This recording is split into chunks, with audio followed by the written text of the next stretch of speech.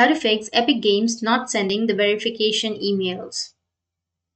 So if you want to fix the Epic Games not sending the verification emails, then what you need to do is you just need to simply go with your browser at first and go with Gmail and make sure to log into your account. Now here, if you don't find the Epic Games mails, then it means that some mails are sent in spam. So to do that, you need to just simply go with more option, which is here on the bottom left, and then go with spam. And under spam, you may have your Epic Games mails.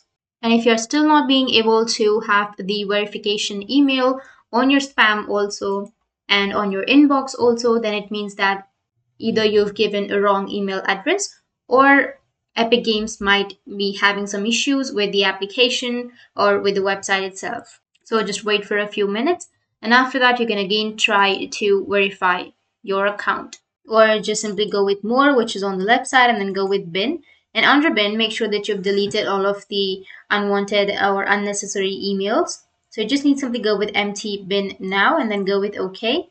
And now you need to refresh. And after that, just wait for a few hours. And after waiting for a few hours, you need to again go with the verification page and start verifying, and you will receive the mail. So that's it. And if you have any questions, feel free to comment below. Thanks for watching.